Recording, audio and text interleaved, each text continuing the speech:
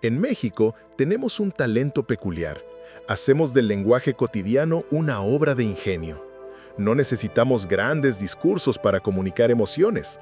Basta una frase corta para contar una historia completa. Advertir un peligro, burlarnos de una situación o revelar una verdad incómoda.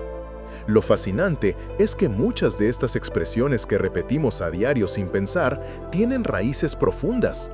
Algunas vienen de oficios olvidados, otras de personajes históricos, otras de leyendas urbanas que se fueron deformando con los años.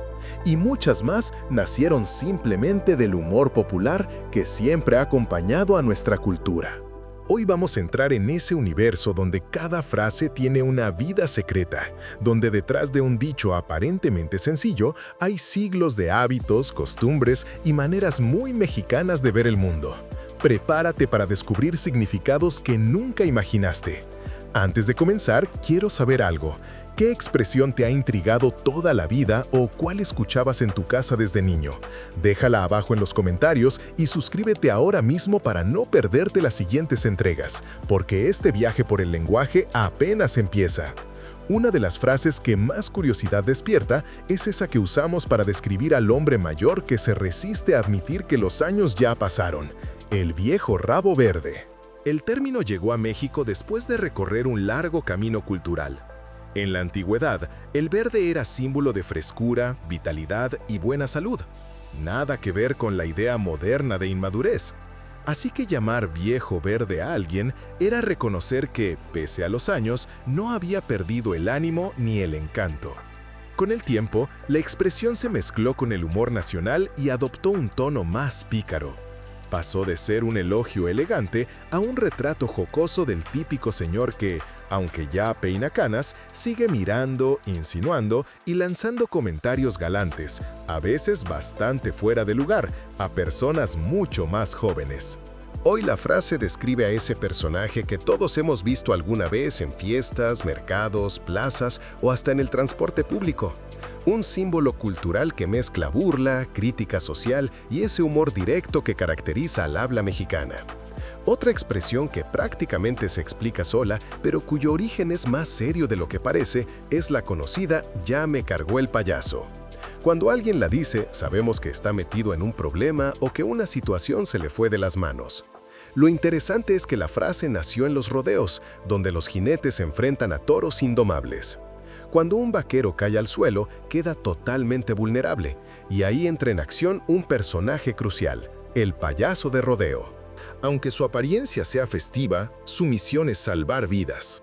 Debe provocar al toro, distraerlo, correr frente a él y, si es necesario, cargar al jinete herido para sacarlo de la arena. Si el payaso te levanta, es porque ya te golpearon o te pasó lo peor. Por eso, cuando hoy alguien dice "ya me cargó el payaso", lo que realmente está señalando es que la situación llegó al punto crítico.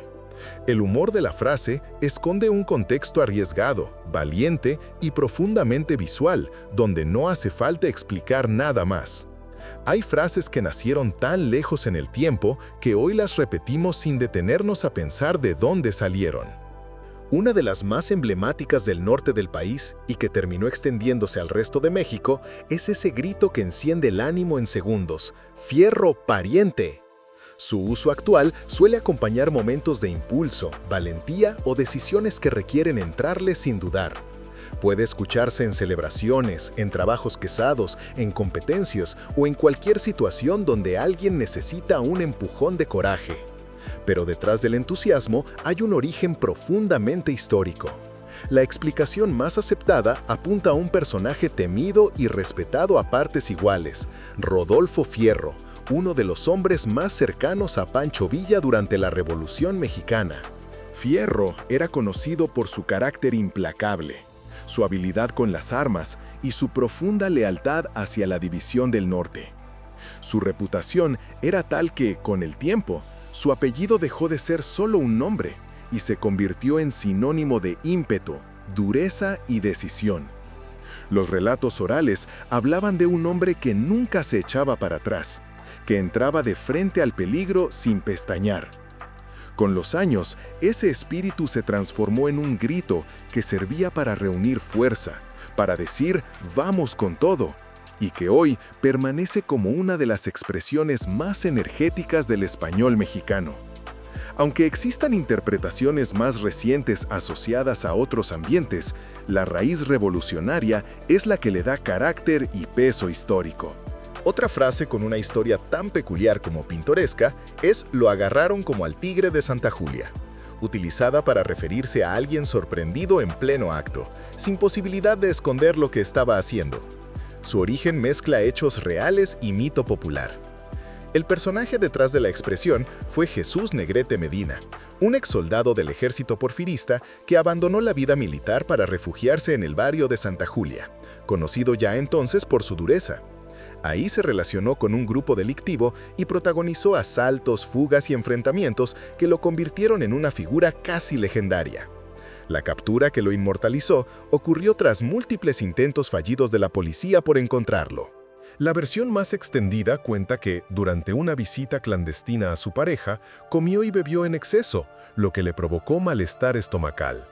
Esa indisposición lo obligó a retirarse varias veces al patio, donde, según la historia, lo sorprendieron los oficiales, completamente vulnerable.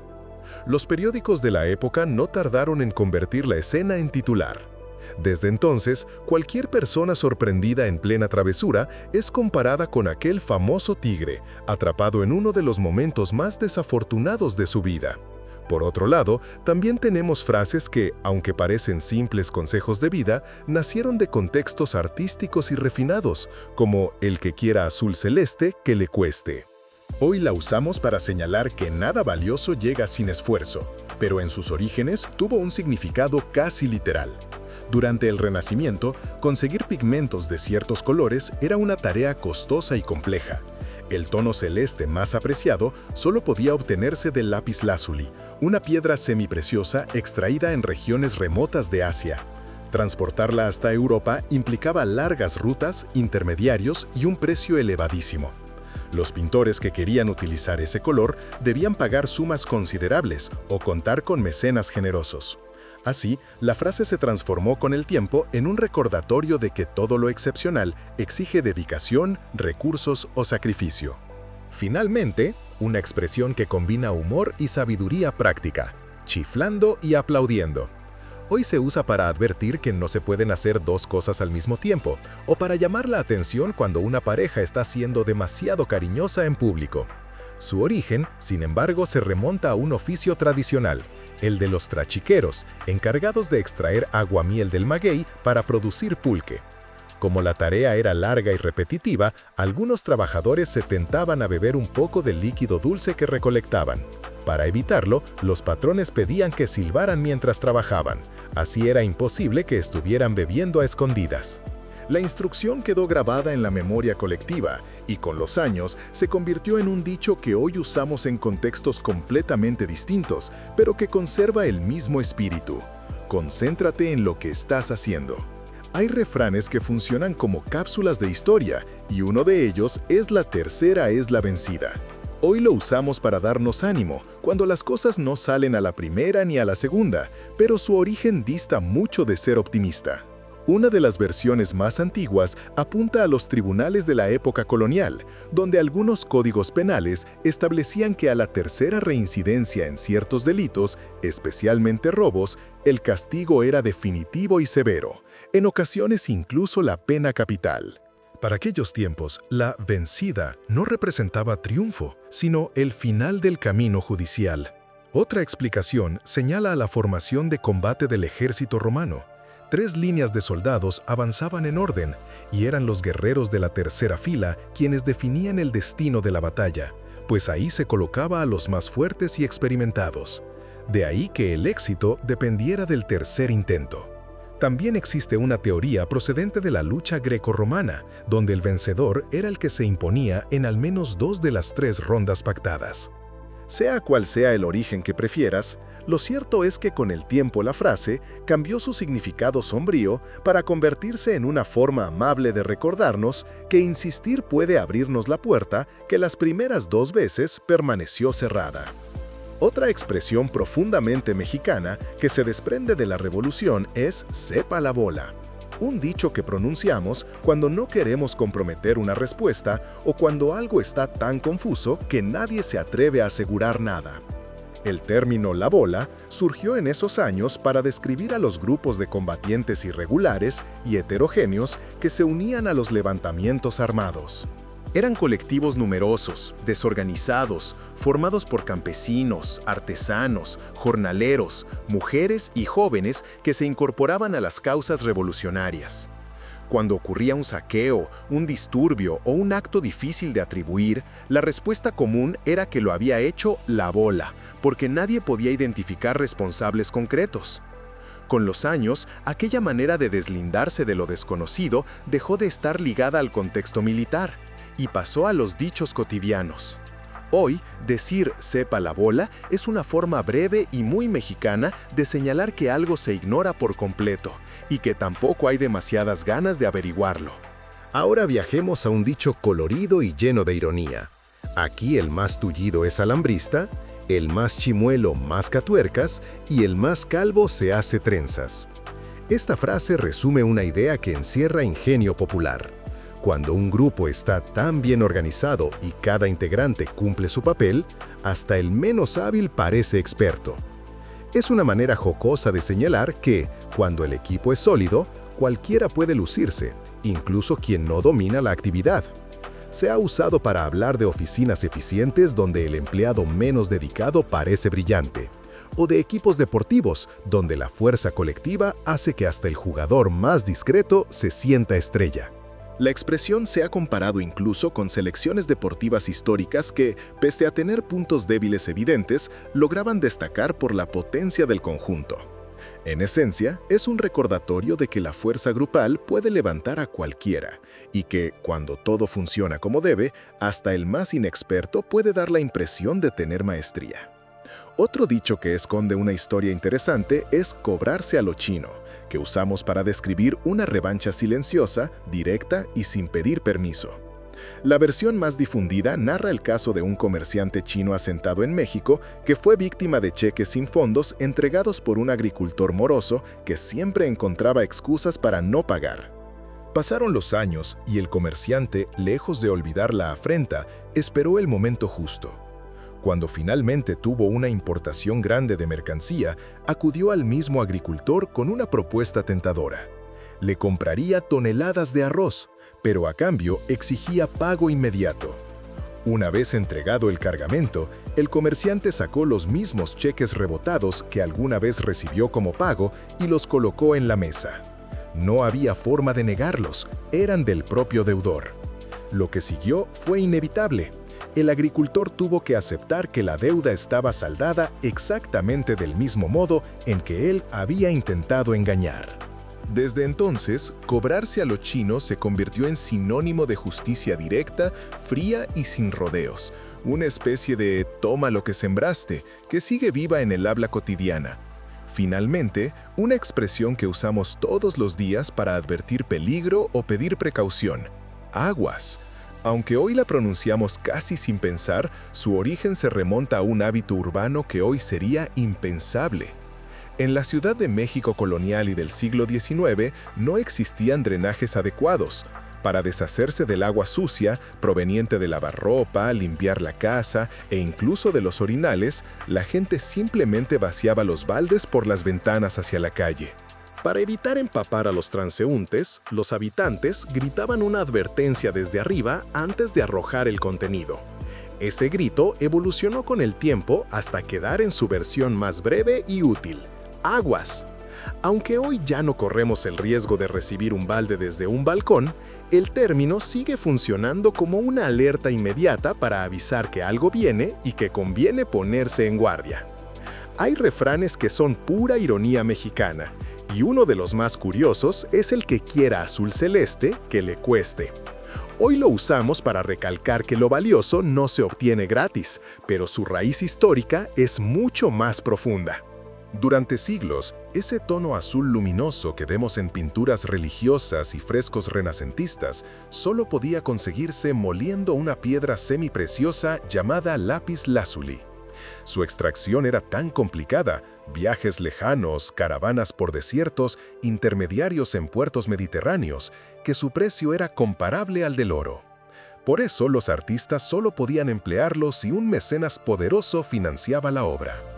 Con el tiempo, este origen se transformó en un recordatorio popular. Quien desea algo extraordinario debe estar dispuesto a invertir tiempo, esfuerzo o dinero. Así, detrás de un refrán aparentemente sencillo, se esconde toda una historia de comercio, arte y sacrificio. Otro dicho que ilustra la picardía nacional es chiflando y aplaudiendo, una expresión que usamos para frenar a parejas demasiado cariñosas en público o para recordarle a alguien que no puede hacer dos cosas al mismo tiempo. Su origen, sin embargo, está lejos del romance y mucho más cerca del campo. Los tlachiqueros, trabajadores encargados de extraer aguamiel del maguey, pasaban horas raspando el corazón de la planta para recolectar el líquido dulce. Este trabajo era monótono y la tentación de darle un sorbo al aguamiel era fuerte. Para asegurarse de que no bebieran durante la jornada, los patrones exigían que los tlachiqueros silbaran mientras movían el acocote. Como no se puede tomar y chiflar a la vez, la técnica funcionaba. Con los años, esa vigilancia rústica se convirtió en una frase usada entre amigos, maestros e incluso padres, para enfatizar que hay momentos donde hay que concentrarse y no distraerse con otra cosa. De la vida rural, saltamos a una escena completamente distinta con la famosa historia del tigre de Santa Julia, un dicho que mencionamos cada vez que alguien es sorprendido justo cuando menos quería. Y aunque suene a chisme de barrio, tiene raíces muy concretas en la Ciudad de México de principios del siglo XX. Jesús Negrete Medina, el hombre detrás del apodo, fue soldado del ejército porfirista antes de abandonar la vida militar para dedicarse al bandidaje. Astuto, escurridizo y violento, se movía por los alrededores de Santa Julia, una zona ya brava en aquel tiempo. Durante meses burló a la policía, hasta que un detalle íntimo lo traicionó.